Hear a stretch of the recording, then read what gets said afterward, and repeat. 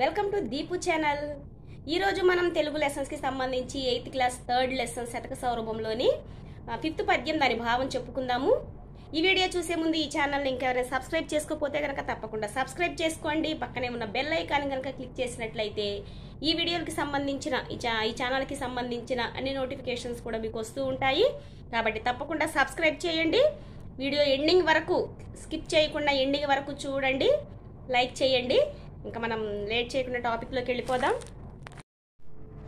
కనక విశాల చేల భువకానన శాత కుఠారధార సజ్జన పరిపాలశీల దివిజస్తుత సద్గుణకాండ కాండ సంజనిత పరాక్రమ క్రమ విశారద శారద కందకుంద చందన ఘనసార సారయశ దాసరథి కరుణాపయోనిధి.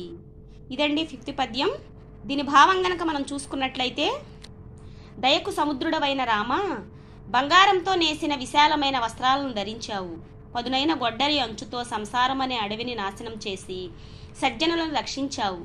దేవతలు స్తుతించే గుణాలను కలిగి అగ్ని వంటి శౌర్య పరాక్రమాలతో నిండి శరత్తులోని మేఘమాలికల వలె అలరినావు.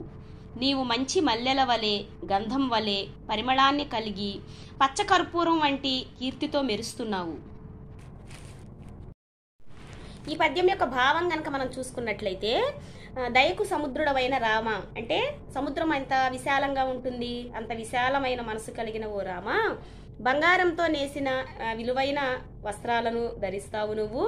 పదునైన గొడ్డలి అంచుతో సంసారం అనే అడవిని నాశనం చేసి సజ్జనులను రక్షిస్తూ ఉంటావు. ఎప్పుడూ కూడా అంటే నీతిమంతులను రక్షిస్తావు. దేవతలు కూడా స్తుతించే ఇన్ని మంచి గుణాలు ఉన్న నీవు శౌర్య పరాక్రమంతో నిండి శరత్తులోని మేఘమాలికల వలె నిండి ఉన్నావు. నీవు మంచి గంధం వలె మంచి పరిమళాన్ని కలిగి పచ్చకర్పూరం వలె మంచి కీర్తితో ఎప్పుడూ కూడా మంచి సువాసనలో వెదజల్లుతూ ఉంటావు.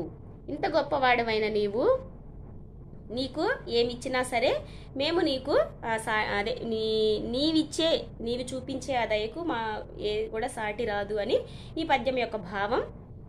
నెక్స్ట్ వీడియోలో ఈ వీడియో చూశారు కదా, నెక్స్ట్ వీడియోలో మనం 6th పద్యం దాని యొక్క భావం చూసుకుందాం.